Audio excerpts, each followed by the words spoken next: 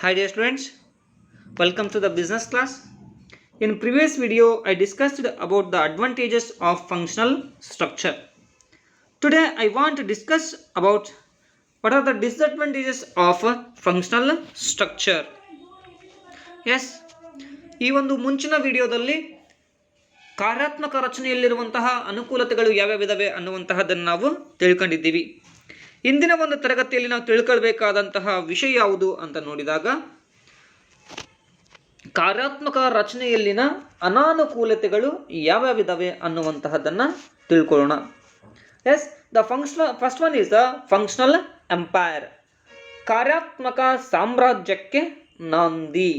ಕಾರ್ಯಾತ್ಮಕ ಸಾಮ್ರಾಜ್ಯಕ್ಕೆ ನಾಂದಿ. S, functional empire ಏನಿದು? ಕಾರ್ಯಾತ್ಮಕ ಸಾಮ್ರಾಜ್ಯಕ್ಕೆ ನಾಂದಿ ಅಂದರೆ ಅದನ್ನು ಮೊದಲು ನಾವು ತಿಳ್ಕೊಳ್ಬೇಕು. Yes, it places less emphasis on enterprise objectives than the objectives pursued by a functional head. Such practice lead to functional empires where departmental functions are given more importance. ಸಾಮಾನ್ಯವಾಗಿ ನಾವು ಹೇಳೋದಾದರೆ ಪ್ರತಿಯೊಬ್ಬ ವಿಭಾಗದ ಮುಖ್ಯಸ್ಥ ಆ ವಿಭಾಗದ ಅಥವಾ ಆ ವಿಭಾಗಕ್ಕೆ ಇರುವಂತಹ ಒಂದು ಉದ್ದೇಶವನ್ನು ಏನಿದೆ ಆ ಉದ್ದೇಶಕ್ಕೆ ಮಾತ್ರ ಅತಿ ಹೆಚ್ಚು ಪ್ರಿಫರೆನ್ಸನ್ನು ಕೊಡ್ತಾ ಇದ್ರೆ ಅಥವಾ ಪ್ರಾಶಸ್ತ್ಯವನ್ನು ಕೊಡ್ತಾ ಇದ್ರೆ ಅಥವಾ ಆ ಕಾರ್ಯ ಚಟುವಟಿಕೆಗಳಿಗೆ ಮಹತ್ವವನ್ನು ನೀಡ್ತಾ ಇದ್ರೆ ಇದಕ್ಕೆ ನಾವೇನಂತ ಕರಿಬಹುದು ಅಂತಂದರೆ ಫಂಕ್ಷನಲ್ ಎಂಪೈರ್, ಕಾರ್ಯಾತ್ಮಕ ಸಾಮ್ರಾಜ್ಯ ನಾಂದಿ ಅನ್ನುವಂತಹದ್ದು. ಸೊ ಈ ರೀತಿಯಿಂದ ಮಾಡೋದ್ರಿಂದ ಏನಾಗ್ತದೆ ಅಂತ ನೋಡಿದಾಗ, so cost of the organizational interest can also handle the interaction between two or more departments. So ಈ ರೀತಿಯಾಗಿ ಒಂದು ಡಿಪಾರ್ಟ್ಮೆಂಟಲ್ ಇಂಟ್ರೆಸ್ಟ್ ಏನಿದೆ ಅಥವಾ ಒಂದು ವಿಭಾಗದ ಉದ್ದೇಶವನ್ನೇ ಏನಿದೆ, ಆಸಕ್ತಿಯನ್ನು ಎನ್ನುವಂತಹದ್ದು ಏನಿದೆ, ಅದು ಸಂಸ್ಥೆಯಲ್ಲಿ ಇರುವಂತಹ ಉದ್ದೇಶಕ್ಕೆ ಹೋಲಿಕೆ ಮಾಡಿದಾಗ ಇದು ಗೌಣವಾಗುವಂತಹದ್ದು. ಗೌಣವಾಗುವಂತಹದ್ದಂದ್ರೆ ಏನು ಅಂದರೆ ಮರೆಯಾಗ್ತದೆ.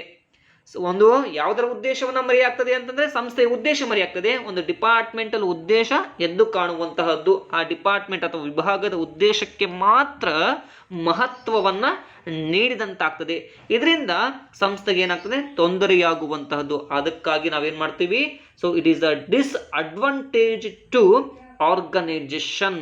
ಇದು ಯಾವುದಕ್ಕೆ ತೊಂದರೆಯನ್ನು ನೀಡ್ತದೆ ಅಂತಂದರೆ ಫಂಕ್ಷನಲ್ ಸ್ಟ್ರಕ್ಚರ್ ಒಂದು ಸಾಮ್ರಾಜ್ಯಕ್ಕೆ ಉಂಟು ಮಾಡುವ ಒಂದು ಸಾಮ್ರಾಜ್ಯವನ್ನು ಸೃಷ್ಟಿ ಮಾಡೋದು. ಯಾವುದಕ್ಕೆ? ಒಂದು ಕಾರ್ಯಾತ್ಮಕ ಚಟುವಟಿಕೆಗೆ ಸಂಬಂಧಿಸಿದಂತೆ ಸಾಮ್ರಾಜ್ಯವನ್ನು ಸೃಷ್ಟಿ ಮಾಡೋದ್ರಿಂದ ಸಂಸ್ಥೆಯಲ್ಲಿರುವಂತಹ ಒಟ್ಟಾರೆಯಾದಂತಹ ಒಂದು ಉದ್ದೇಶಗಳಿಗೆ ಕೊಡಲಿ ಪೆಟ್ಟಾಗುವಂತಹದ್ದು ನಾವು ಕಾಣಬಹುದು. Yes, the next one is difficulty in coordination. ಸಮನ್ವಯತೆಯಲ್ಲಿ ಏನಾಗಿದೆ ಅಂತಂದರೆ ತೊಂದರೆಯಾಗಿರಬಹುದು ಅಥವಾ ಕಠಿಣತೆ ಎನ್ನುವಂತಹದ್ದು ಕಾಣ್ತದೆ.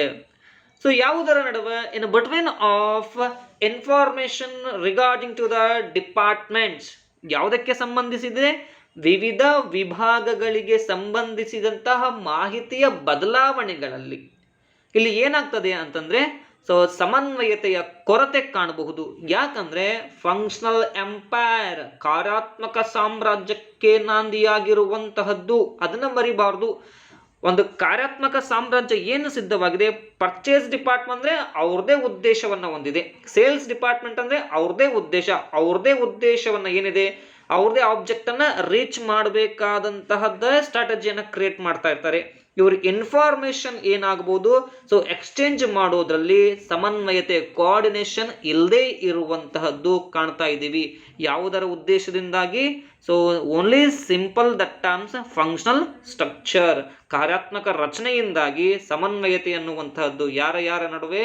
ಇನ್ ಬಿಟ್ವೀನ್ ಆಫ್ ಅದರ್ ಡಿಪಾರ್ಟ್ಮೆಂಟ್ಸ್, ವಿವಿಧ ವಿಭಾಗಗಳಲ್ಲಿನ ಮಾಹಿತಿಯ ಬದಲಾವಣೆಗೆ ಅನುಗುಣವಾಗಿ ಇರುವಂತಹದ್ದು. Yes, the next one is conflict of interest. So ತೊಂದರೆಯನ್ನು ಕಾಣುವಂತಹದ್ದು ಎಲ್ಲಿ ಗೊಂದಲ ಸೃಷ್ಟಿ ಮಾಡ್ತದೆ? ಆಸಕ್ತಿಯಲ್ಲಿನ ಗೊಂದಲವನ್ನ ಸೃಷ್ಟಿ ಮಾಡುವಂತಹದ್ದು ಅಥವಾ ಜಗಳವನ್ನ ಸೃಷ್ಟಿ ಮಾಡುವಂತಹದ್ದು ನಾವು ಅನ್ನಬಹುದು. Yes, it may lead to conflict between two or more departments if their interests are not compatible. If their interests are not compatible.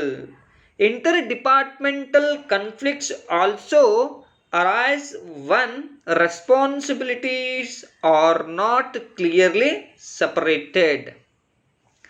ಯಾವಾಗ ಗೊಂದಲ ಸೃಷ್ಟಿಯಾಗ್ತದೆ ಅಥವಾ ಯಾವಾಗ ಜಗಳಗಳು ಸೃಷ್ಟಿಯಾಗ್ತವೆ ಅಂತ ನೋಡಿದಾಗ ಸಾಮಾನ್ಯವಾಗಿ ಯಾರ ಜವಾಬ್ದಾರಿ ಸರಿಯಾಗಿ ಹಂಚಿಕೆಯಾಗಿಲ್ಲ ಅಥವಾ ಜವಾಬ್ದಾರಿ ಅನ್ನುವಂತಹದ್ದು ಸರಿಯಾಗಿ ತಿಳಿದಿಲ್ಲ, ಆ ಜವಾಬ್ದಾರಿ ಹಂಚಿಕೆಯಾಗಿಲ್ಲ ಅಥವಾ ಜವಾಬ್ದಾರಿಯನ್ನು ತಿಳಿದೇ ಇದ್ದಾಗ ಜಗಳಗಳು ಆಗುವಂತಹದ್ದು ಸರ್ವೇ ಸಾಮಾನ್ಯವಾಗಿರುವಂತಹದ್ದು. ಇದು ಮೊದಲನೇ ಪಾಯಿಂಟ್ ಆಗ್ತದೆ. ನಂತರದಲ್ಲಿ ಅವರ ಆಸಕ್ತಿಗಳೇನಿದಾವೆ ಆ ಆಸಕ್ತಿಗಳು ಏನು ಬೆಳವಣಿಗೆಯನ್ನು ಹೊಂದಬೇಕಾದಂತಹ ರೀತಿಯಲ್ಲಿ ಇಲ್ಲದೇ ಇರುವಂತಹದ್ದು, ಕಾಂಪಿಟೇಬಲ್ ಇಲ್ಲದೇ ಇರುವಂತಹದ್ದು, ಪೈಪೋಟಿ ರಹಿತವಾಗಿ ಇದ್ದಾಗ ಜಗಳಗಳು ಸಾಧ್ಯವಾಗಿರುವಂತಹದ್ದು. ಸೊ ಫಾರ್ ಎಕ್ಸಾಂಪಲ್ ಯಾವುದು ಅಂತ ನೋಡಿದಾಗ ಸೇಲ್ಸ್ ಡಿಪಾರ್ಟ್ಮೆಂಟ್ ಅವನು ಏನಾಗ್ತಾನೆ, ಸೊ ಕಸ್ಟಮರ್ಗೆ ಒಂದು ಒಳ್ಳೆಯ ರೀತಿಯಾದಂತಹ ಡಿಸೈನನ್ನು ನಾವು ಪ್ರೊಡ್ಯೂಸ್ ಮಾಡಬೇಕಾಗುತ್ತೆ. ಆ ಡಿಸೈನ್ ಚೆನ್ನಾಗಿರ್ತದೆ, ಡಿಸೈನನ್ನು ನೀವು ಮಾಡಿರಿ ಅಂತ ಯಾರಿಗೆ ಹೇಳ್ತಾರೆ ಅಂತಂದರೆ ಸೊ ಪ್ರೊಡಕ್ಷನ್ ಡಿಪಾರ್ಟ್ಮೆಂಟ್ಗೆ ಹೇಳ್ತಾರೆ. ಯಾರು? ಸೇಲ್ಸ್ ಡಿಪಾರ್ಟ್ಮೆಂಟ್ ಅವರು. ಆ ಪ್ರೊಡಕ್ಷನ್ ಡಿಪಾರ್ಟ್ಮೆಂಟ್ ಅವರು ಏನು ಮಾಡ್ತಾರೆ, ಸೇಲ್ಸ್ ಡಿಪಾರ್ಟ್ಮೆಂಟ್ ಮಾಡಿದಂತಹ ರಿಪೋರ್ಟನ್ನು ರಿಜೆಕ್ಟ್ ಮಾಡ್ಬೋದು ಅಥವಾ ಅಗ್ರಿ ಮಾಡದೇ ಇರುವಂತಹದ್ದು ನಾವು ಕಾಣಬಹುದು. ಮಾರಾಟ ಪ್ರಕ್ರಿಯೆಯವ್ರು ಏನು ಹೇಳ್ಬೋದು, ಉತ್ತಮವಾದ ವಿನ್ಯಾಸ ಮಾಡ್ರಿ ಅದರಿಂದ ಸೇಲ್ಸ್ ಆಗ್ತದೆ ಅನ್ನುವಂಥದ್ದು ಅವ್ರ ಒಂದು ಪ್ರಕ್ರಿಯೆ ಆದರೆ ಅಥವಾ ಅವ್ರದ್ದೊಂದು ಮಾತಾದರೆ, ಉತ್ಪಾದನಾ ವಿಭಾಗದವ್ರು ಏನಂತಾರೆ ಇದನ್ನ ನಮ್ಮಿಂದ ಮಾಡ್ಲಿಕ್ಕೆ ಆಗೋದಿಲ್ಲ, ಅವ್ರ ಮಾತನ್ನ ಒಪ್ಪದೇ ಇರುವಂತಹದ್ದು. ಸೊ ಹಾಗಾಗಿ ಇಲ್ಲಿ ಏನಾಗ್ತದೆ ಅಂತಂದ್ರೆ ಸೊ ಯಾರ ಜವಾಬ್ದಾರಿ ಏನಿದೆ ಅದು ಸರಿಯಾಗಿ ಅರ್ಥ ಮಾಡ್ಕೊಳ್ಳದೆ ಇರುವಂತಹದ್ದು. ಅದು ಅಲ್ಲದೆ ಸೊ ಇಲ್ಲಿ ಏನಾಗಿದೆ, ಕಾಂಪಿಟೇಷನ್ ಅನ್ನುವಂತಹದ್ದು ಅದು ಕಾಂಪಿಟೇಬಲ್ ಆಗಿ ಇಲ್ಲದೆ ಇರುವಂತಹದ್ದು, ಆಸಕ್ತಿಗಳು ಕಾಂಪಿಟೇಬಲ್ ಆಗಿ ಇಲ್ಲದೆ ಇರುವಂತಹದ್ದು, ಪೈಪೋಟಿ ರಹಿತವಾಗಿ ಇರುವಂತಹದ್ದು ನಾವು ಕಾಣ್ತಾ ಇದ್ದೀವಿ. ಇದರಿಂದ ಯಾರಿಗೆ ತೊಂದರೆ ಆಗ್ತದೆ ಅಂತಂದ್ರೆ ಟು ದ ಹೋಲ್ ಆರ್ಗನೈಜೇಷನ್, ಒಂದು ಒಟ್ಟಾರೆ ಸಂಸ್ಥೆಗೆ ತೊಂದರೆಯಾಗುವಂತಹದ್ದು. ಇದರಿಂದ ಸಮಯನೂ ವ್ಯರ್ಥ ಆಗ್ತದೆ, ಒಂದು ಕಾಸ್ಟ್ ಆಫ್ ಎಕ್ಸ್ಪೆನ್ಸಸ್ಸು ಏನಾಗುವಂತಹದ್ದು ಹೆಚ್ಚಿಗೆ ಆಗುವಂತಹದ್ದು ನಾವು ಕಾಣ್ತಾ ಇದ್ದೀವಿ. ಯಾವುದರಿಂದ, ಯಾವ ಸ್ಟ್ರಕ್ಚರಿಂದ ಆಗುವಂತಹದ್ದು, ಫಂಕ್ಷನಲ್ ಸ್ಟ್ರಕ್ಚರ್, ಕಾರ್ಯಾತ್ಮಕ ರಚನೆಯಿಂದ ಈ ರೀತಿಯಾಗಿ ಒಂದು ಸಂಸ್ಥೆಗೆ ತೊಂದರೆಯಾಗುವಂತಹದ್ದು ನಾವು ಕಾಣ್ತಾ ಇದ್ದೀವಿ. Yes, the next one inflexibility, ಅನಮ್ಯತೆ. ಏನಿದು ಅನಮ್ಯತೆ ಅಂತಂದರೆ ಒಂದಕ್ಕೆ ಸೀಮಿತವಾಗಿರುವಂತಹದ್ದು. ಎಸ್, ಎಂಪ್ಲಾಯೀಸ್ ಅನ್ನುವಂತಹದ್ದು ಒಂದಕ್ಕೆ ಸ್ಟಿಕನ್ ಆಗಿರ್ತಾರೆ. ಯಾವುದಕ್ಕೆ ಅಂತ ನೋಡಿದಾಗ ಈ ಫಂಕ್ಷನಲ್ ಸ್ಟ್ರಕ್ಚರ್ ಅನ್ನುವಂತಹದ್ದು ನಾವು ನೋಡ್ತಾ ಇದ್ದೀವಿ. ಈ ಫಂಕ್ಷನಲ್ ಸ್ಟ್ರಕ್ಚರ್ ಒಳಗ ಡಿಪಾರ್ಟ್ಮೆಂಟ್ಸ್ ಇದಾವೆ, ಬೇರೆ ಬೇರೆ ಡಿಪಾರ್ಟ್ಮೆಂಟ್ಸ್ಗಳನ್ನು ನಾವು ಕಾಣ್ತಾ ಇದ್ದೀವಿ. ಯಾವ್ಯಾವ ಡಿಪಾರ್ಟ್ಮೆಂಟ್ಗಳಿದ್ದಾವೆ ಉದಾಹರಣೆ ನೋಡುವಂತಹದ್ದು, ಪ್ರೊಡಕ್ಷನ್ ಡಿಪಾರ್ಟ್ಮೆಂಟ್ ಇರಬಹುದು, ಪರ್ಚೇಸ್ ಡಿಪಾರ್ಟ್ಮೆಂಟ್ ಇರಬಹುದು, ಫೈನಾನ್ಸ್ ಡಿಪಾರ್ಟ್ಮೆಂಟ್ ಇರಬಹುದು, ಮಾರ್ಕೆಟಿಂಗ್ ಡಿಪಾರ್ಟ್ಮೆಂಟ್ ಇರಬಹುದು.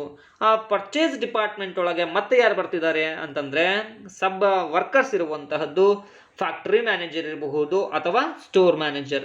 ಈ ಫ್ಯಾಕ್ಟ್ರಿ ಮ್ಯಾನೇಜರ್ ಒಳಗೆ ಮತ್ತೆ ನಾವು ಸಬ್ ಡಿವೈಡ್ ಮಾಡಬಾದ್ರೆ ಫಾರ್ಮನ್ 1, ಫಾರ್ಮನ್ 2 ಅನ್ನುವಂತಹದ್ದು.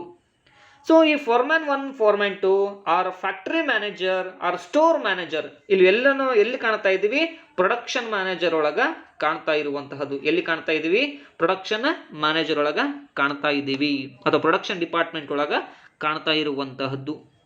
ಸೊ ಏನು ನಾವು ಮೇನ್ ಏನು ಹೇಳಕ್ಕೆ ಹೋಗ್ತಾ ಇದ್ದೀವಿ ಅಂತಂದರೆ ಈ ಪ್ರೊಡಕ್ಷನ್ ಡಿಪಾರ್ಟ್ಮೆಂಟ್ ಒಳಗ ಫ್ಯಾಕ್ಟ್ರಿ ಮ್ಯಾನೇಜರ್ ಏನಿದಾನೆ ಆ ಫ್ಯಾಕ್ಟ್ರಿ ರಿಪೋರ್ಟೆಡ್ಗೆ ಸಂಬಂಧಪಟ್ಟಂತೆ, ಫ್ಯಾಕ್ಟ್ರಿ ಆಕ್ಟಿವಿಟಿಗೆ ಸಂಬಂಧಪಟ್ಟಂತೆ ಟ್ರೈನಿಂಗನ್ನು ಪಡಿತಾನೆ ಹೊರತು so purchase department, finance department, marketing department or sales ಡಿಪಾರ್ಟ್ಮೆಂಟ್ಗೆ ಸಂಬಂಧಪಟ್ಟಂತಹ ಆಕ್ಟಿವಿಟಿ ಬಗ್ಗೆ ಟ್ರೈನಿಂಗನ್ನು ಪಡೆಯೋದಿಲ್ಲ. ಸೊ ಈ ರೀತಿಯಾಗಿ ಅವನ ನಾಲೆಜ್ ಸ್ಕಿಲ್ಸ್ ಒಂದೇ ಆಕ್ಟಿವಿಟಿಗೆ ಸೀಮಿತವಾಗಿರ್ತದೆ ಹೊರತು ಬೇರೆ ಆಕ್ಟಿವಿಟಿಗೆ ಪಸರಿಸಿಕೊಂಡಿರುವುದಿಲ್ಲ ಅಥವಾ ಅದು ವಿಸ್ತಾರವಾಗಿ ಇರಲಿಕ್ಕೆ ಸಾಧ್ಯನೇ ಇಲ್ಲ ಅನ್ನುವಂತಹದ್ದು. ಹಾಗಾಗಿ ಇದು ಏನಾಗಿದೆ, ಅನಮ್ಯವಾಗಿದೆ. Yes, it may lead to inflexibility as employees get training of one function only. Yes, employees get training of one function only As a result, people with the same skills and knowledge base may develop a narrow perspective and not appropriate others' point of view. ಅವರು ಏನನ್ನ ಹೊಂದಿರಬಹುದು, ನಾ ಸಾಮಾನ್ಯವಾಗಿ ಹೇಳ್ತಾ ಇದ್ದೀನಿ, ಒಂದೇ ಕೆಲಸಕ್ಕೆ ಸೀಮಿತವಾಗಿರ್ತಾರೆ. ಬೇರೆ ಟಾಸ್ಕ್ ಅನ್ನ ಕೊಟ್ಟಾಗ ಮಾಡಲಿಕ್ಕೆ ಬೇಕಾದಂತಹ ಸ್ಕಿಲ್ಸ್ ಆ್ಯಂಡ್ ನಾಲೆಡ್ಜನ್ನು ಅವರು ಡೆವಲಪ್ ಮಾಡ್ಕೊಂಡೇ ಇರುವಂತಹದ್ದು ನಾವು ಎಲ್ಲಿ ಕಾಣ್ತಾ ಇದ್ದೀವಿ ಅಂದರೆ ಫಂಕ್ಷನಲ್ ಸ್ಟ್ರಕ್ಚರ್ ಒಳಗ ಕಾಣ್ತಾ ಇದ್ದೀವಿ.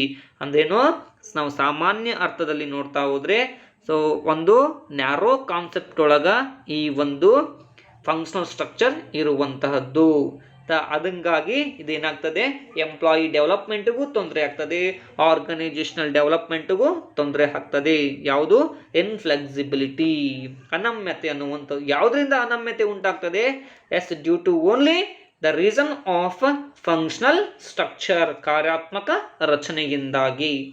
The next point is difficult to hold accountable. ಉತ್ತರದಾಯಿತ್ವವನ್ನು ಪಡೆಯುವುದು ಕಷ್ಟ. ಉತ್ತರದಾಯಿತ್ವ ಅಂದರೆ ಏನು? ಸಾಮಾನ್ಯವಾಗಿ ನಾವು ನೋಡ್ಬೇಕಾಗುತ್ತಂದ್ರೆ, ಅಧಿಕಾರಿ ತನ್ನ ಕೆಳಗಿನ ವ್ಯಕ್ತಿಗಳಿಂದ ವರದಿಯನ್ನು ಪಡೆಯುವುದು. ಅಧಿಕಾರಿ ತನ್ನ ಕೆಳಗಿನ ವ್ಯಕ್ತಿಗಳಿಂದ ಏನು ಮಾಡುವುದು? ವರದಿಯನ್ನ ಪಡೆಯುವುದು. Yes, the officer gets report from the subordinates. which subordinates? Officers subordinates. So ಹೀಗಾಗಿ ಒಂದು ರಿಪೋರ್ಟ್ ಪಡಿಬೇಕಾದಂತಹ ಸಂದರ್ಭದಲ್ಲಿ ಯಾರು ಮಿಸ್ಟೇಕ್ಸ್ ಮಾಡಿದ್ದಾರೆ ಅನ್ನುವಂತಹದ್ದು ಕನ್ಫ್ಯೂಷನ್ ಆಗ್ಬೋದು, ಅಥವಾ ಯಾರಿಂದ ಫೇಲ್ ಆಗಿದೆ ಅನ್ನುವಂತಹದ್ದು ಕನ್ಫ್ಯೂಷನ್ ಅನ್ನ ಕ್ರಿಯೇಟ್ ಮಾಡೋದು ಯಾವುದು ಅಂದರೆ ಫಂಕ್ಷನಲ್ ಸ್ಟ್ರಕ್ಚರ್ ಅಂತ ಅನಿಸ್ಕೊಳ್ತದೆ. ಹೇಗೆ? Yes, simple. It becomes difficult to hold a particular department accountable if the organizational goal is not achieved. ಒಂದು ವೇಳೆ ಒಂದು ಸಂಸ್ಥೆ ತನ್ನ ಗುರಿಯನ್ನು ತಲುಪದೇ ಇದ್ದಲ್ಲಿ, ಯಾವ ಒಂದು ಪ್ರತ್ಯೇಕವಾದ ಅಥವಾ ಯಾವುದು ಒಂದು ನಿರ್ದಿಷ್ಟವಾದಂತಹ ವಿಭಾಗ ತಪ್ಪು ಮಾಡಿದೆ ಅನ್ನುವಂತಹದ್ದು ಗುರುತಿಸುವುದು, ಆ ಒಂದು ಗುರುತಿಸುವುದು ಅಸಾಧ್ಯವಾಗಿರುವಂತಹದ್ದು ಯಾವುದರಲ್ಲಿ ಅಂತ ನೋಡಿದಾಗ ಫಂಕ್ಷನಲ್ ಸ್ಟ್ರಕ್ಚರ್ ಒಳಗೆ ನಾವು ಕಾಣ್ತಾ ಇದ್ದೀವಿ. ಅಥವಾ ಉತ್ತರವನ್ನು ಪಡೆಯುವಂತಹದ್ದು ಅಸಾಧ್ಯವಾಗಿದೆ. ಯಾಕಂದರೆ ಒಬ್ಬರ ಮೇಲೆ ಒಬ್ಬರು ಏನಾಗಿರುವಂತಹದ್ದು, ಸೊ ಅದನ್ನು ರಿಪೋರ್ಟನ್ನು ಹಾಕುವಂಥದ್ದು. ಫಾರ್ ಎಕ್ಸಾಂಪಲ್ ಹೇಳಿದೆ, ಯಾವುದರಲ್ಲಿ ಹೇಳಿದೆ ಅಂತ ಬಂದಾಗ, so conflicts of interest. Sales department design ಚೆನ್ನಾಗಿ ಮಾಡಂತ ಹೇಳ್ತಾನೆ, ಪರ್ಚೇಸ್ ಡಿಪಾರ್ಟ್ಮೆಂಟ್ ಅಥವಾ ಪ್ರೊಡಕ್ಷನ್ ಡಿಪಾರ್ಟ್ಮೆಂಟ್ ನಮ್ಮಿಂದ ಆಗೋಲ್ಲ ಅಂತ ಹೇಳ್ತಾನೆ. ಸೊ ಈ ರೀತಿಯಾಗಿ ನಾನು ಮಾಡಂತ ಇದ್ದೆ ಸರ್, ಅವ್ನು ಮಾಡಿಲ್ಲ, ಅಥವಾ ನಾವು ಮಾಡ್ತಿದ್ವಿ, ಫೈನಾನ್ಸ್ ಇಲ್ಲ ಅನ್ನುವಂಥದ್ದು. ಈ ರೀತಿಯಾಗಿ ಒಬ್ಬರ ಮೇಲೆ ಒಬ್ಬರು ಹಾಕೋದ್ರಿಂದ ಅಕೌಂಟೇಬಲ್ ಅನ್ನುವಂತಹದ್ದು ಏನಾಗಿದೆ, ಡಿಫಿಕಲ್ಟ್ ಆಗಿದೆ. ಸೊ ಅದು ಯಾವ ಫೈಂಡ್ ಔಟ್ ಮಾಡುವಂತಹದ್ದು ಏನಾಗಿರುವಂತಹದ್ದು ಡಿಫಿಕಲ್ಟ್ ಆಗಿರುವಂತಹದ್ದು ನಾವು ಕಾಣ್ತಾ ಇದ್ದೀವಿ. ಹಾಗಾಗಿ ಫಂಕ್ಷನಲ್ ಸ್ಟ್ರಕ್ಚರ್ ಈ ಒಂದು 5 ಅಂಶಗಳನ್ನು ನಾವೇನು ಮಾಡ್ಬೋದು, ಡಿಸ್ಅಡ್ವಾಂಟೇಜ್ ರೂಪದಲ್ಲಿ ನಾವು ಕಾಣಬಹುದು. S dear students, the next content